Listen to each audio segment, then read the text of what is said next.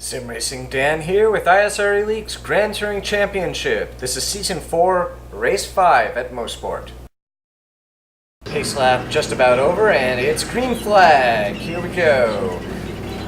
I'm on the inside at the start following, looks like that was Russell Cow getting a little bit squirrely under acceleration, and Sean Cuthbertson qualified behind me. He was on the outside and I'm now ahead of him. Single file now as the Vets go ahead of the V8s here into turn 2. If you've ever raced at Mosport, you know about turn 2. It's the one that claims more racers than probably any other turn in iRacing.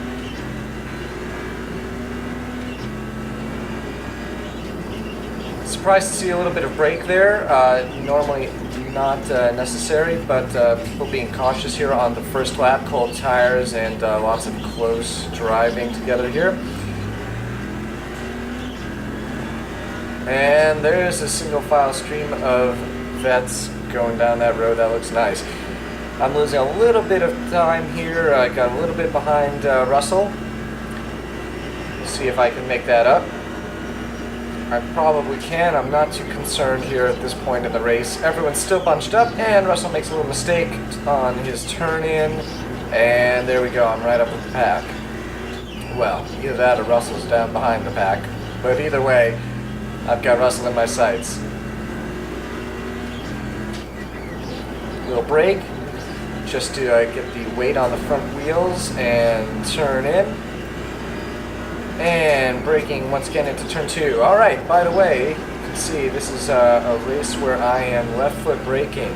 I finally pretty much have it down, the downshifting with the left foot braking, so expect to see me doing that in any car that supports it from now on. Just on lap 2 here, but you can already see that the Corvettes are well ahead of the V8 supercars. And that's Matthew Shoemake going for a spin right there in Moss Corner. He hasn't joined the road again. I think he may have quit at that point. Back to my race though. I give Sean the outside line there since I could see that he was gaining on me on that straight.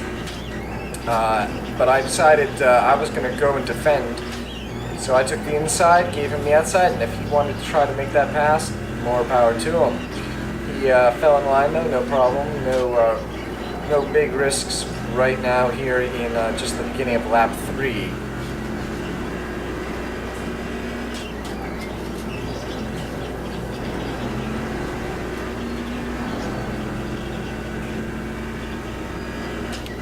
So I mentioned the dangers of lap 2, and if you've never raced here at Mosport, the danger is simply that if you put so much as a toe off over there on the outside of lap 2, you slide off and go right down the hill. It's a high-speed corner, and ooh, I locked up badly there.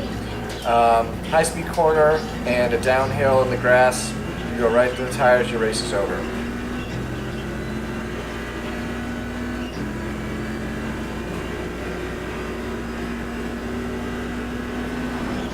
I decided now, if Sean had the speed, I was going to give it to him. He was consistently faster than I was on this straight, and I gave him the inside line. He decided once again not to force anything, so I was happy to keep my position here. Lucky 13, I guess. Getting a nice exit on the last turn there, right along the rumble strip. Smoking a little bit as I go through turn 1. Smoking that is under acceleration, so that's pretty impressive, I have to say. I didn't realize I was doing that as I was driving. Last track I did that at was Spa, I believe. Alright, and Mike Kelly goes off. He recovers, gets himself back on track. He's going slower than I am, but fortunately for him, I catch up with him at a no passing point. Oh, and there is someone else off. That is John Rasudos. Great close competitor with me. So now he's behind me.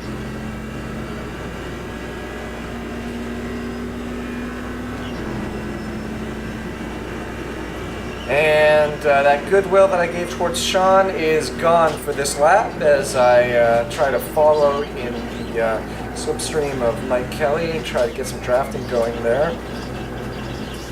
Mike goes a little bit wide, so I'm hopeful here that I can take advantage of that.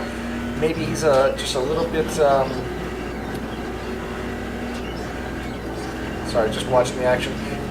Hoping he was a little bit put off from that mistake he made. There you go. There's someone that's Don Norris going off on turn 2. I think he survived that one, though. It looked like he was going off pretty slowly. He's in a late model, so certainly carrying less speed through that corner than we are in the vets. So he may be one of the few lucky survivors of an off on turn 2.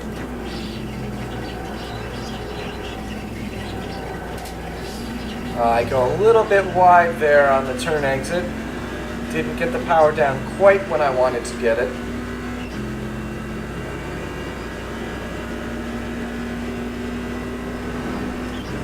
And here I am leading the illustrious back marker pack.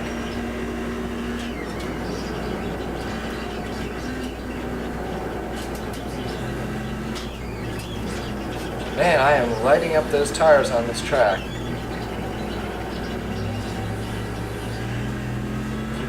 Third gear, not dipping down in second because I'd only spend a moment in second if I did that. Ooh, understeering a little bit on that turn entry, but managing to get some good speed down. And let's see who's gone off. That's Tim McLeish. That looked like a definite tire hit. Oh no, I'm sorry, that's not Tim. I just passed Tim, so I'm not sure who was in the tires there. It may have been a Corvette. I wasn't watching closely enough to see. And smoke up ahead on Moss, and local yellow.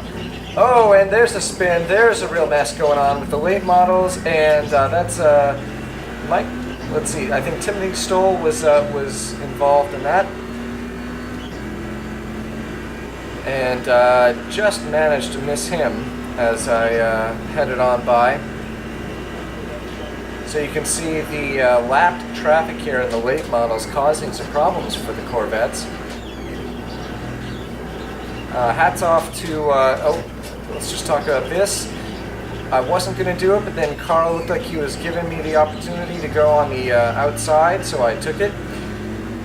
Normally, they were saying in the forums that the late models and V8s don't like being pinched like that. They don't like being passed on the outside. Because it's a very bad line for them to try to hold, but I don't know, it looked like Carl was offering it, so I took it. Coming now on Ryan, there's the preferred way to pass on the inside, where the Corvette has plenty of grip at that speed to get right through without any trouble whatsoever. Alright, so lift and turn in, then back on the gas, then on the brakes. Not too hard, don't want to lock up. Oh man, now I have to commentate again instead of talking about the driving. Let's see, once again, late models, looks like the people had some troubles getting by them, and I've got Mike Kelly right ahead of me now. He's a very fast driver. I think he qualified something around second or third, but as you can see, mistakes will push you back to the back, so no sense in being fast if you can't also be clean. Some strange braking right there, just a bunch of Corvettes, but very early braking. Took me a little off guard, but I managed to not hit anyone. And just as importantly, I managed not to spin by braking too hard, locking up the rears or anything like that. Heading now into turn 1. Mike Kelly goes a little bit off on the left, and he spins across the track and crunches the wall, and everyone manages to stay safe who's behind me. So that's where I wanted to bring his hats off. You know, we've had a couple incidents that all three of us passed through, and we're all driving real close together now. But Sean and John have done a great job here of not running into me as I try to avoid the traffic that they may not be able to see because they've got a great view of me. Alright, and I've decided to go for the pass on Marty through the braking zone. I thought I had that speed, and it looks like it worked out. And John and Sean followed me through there. Bit of a risky maneuver, especially when you consider what I had driven through the past couple laps, seeing people having tried something like that, but I got there early enough that it obviously worked out. Right, so I mean, you know, Sean in particular, Sean and John have a great view of the back of my car. Well, Sean does. John has a great view of the back of Sean's car. So it's not entirely obvious to them that necessarily that something's gone wrong up ahead. So they've done a great job of avoiding hitting me while I react to the things that I can see. Got a little bit less exit speed due to passing Julio there, so was able to take turn 1 without any trouble. Got a little bit wide on turn 2, but held it together.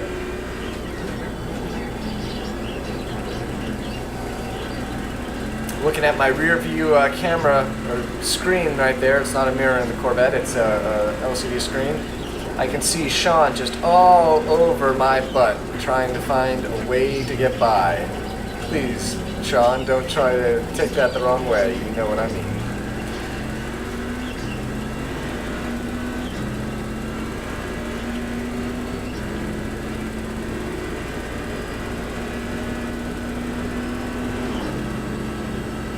Heading down the straight now. Once again, I was thinking about letting Sean by if he had the opportunity, but saw that John Middleton was there in the late model.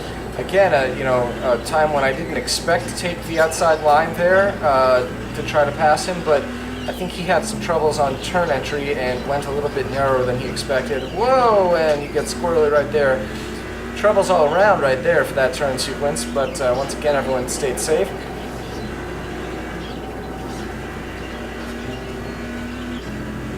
I almost went wide there, but managed to keep it on track.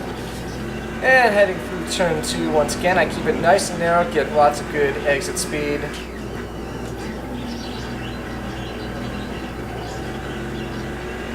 Light on the gas early, then heavy on the gas at the track out. And once again, lift, turn in, back on the gas, and brake. Downshift, downshift, downshift in a second. Couple blips of the throttle to get me through the turn, and right there, back on for the straight. Looking at the standings now, I'm in 9th place, 9th position at the moment, and I've got Russell ahead of me, 7-8 seconds ahead of me. That's a good lead he's got. Meanwhile, Sean is right behind me, as is John, and now Timothy Stoll has, looks like he's catching up. No, he's still 4 seconds away. Hasn't caught up to our train yet. Not going too fast through that turn because I have to set up immediately for the right-hander. Right-hander, then I get the gas down on the straight here. Down into 4th, quick brake, and then turning in. Trying to stay just wide of the strips. That paint's a little bit slippery. And once I feel confident that I'm going to make it through turn 2, I get back on the gas, braking down into 3rd. Here's where I failed to get into 3rd gear, and I'm sitting here in 4th. I finally noticed it looks like it didn't really matter, but it was just enough that Sean could peek out. That's one of the dangers with the left foot braking. I'm not so good, you know, I can't count on it, and I go a little bit wide. I go off, I went slow.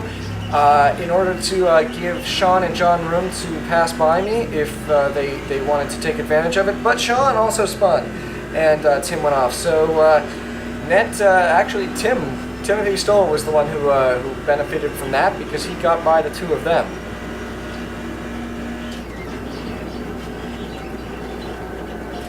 I go a little bit wide, once again smoking that rear tire as I put the gas on through the turn.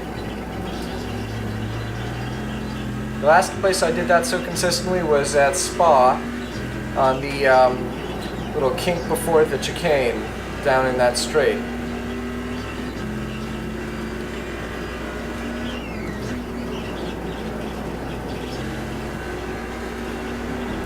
Puff of smoke there, but it looks like it was probably one of the V8s here ahead of me that I'm starting to come up on. Dan Morera ahead of me. Just checking the time, and looks like we're about 15 minutes into the race, I think. And some pretty perfect positioning here, as it looks like I'll be able to get by Dan on the straight. Although I don't think I'll be able to get by RC Vigus by the time we reach the turn. He got 3 wide up ahead. That looks great.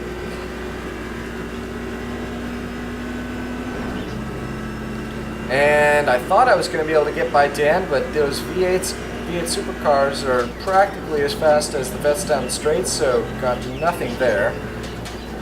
Dan's caught behind a couple late models, so it's all of us just taking a little bit easy, being patient while we wait for an opportunity. And there's mine. I almost lost it under acceleration, but got by Dan on the straight. And got caught a little bit off guard by Jerry's late model there, a little bit slower on the turn than I thought. Timothy Stoll was able to get by me on the left.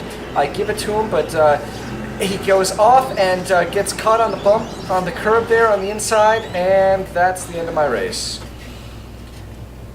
So that was a little bit fast there. We're going to go back and look at a replay, and meanwhile I'll talk through that just another moment, what was going through my head and such.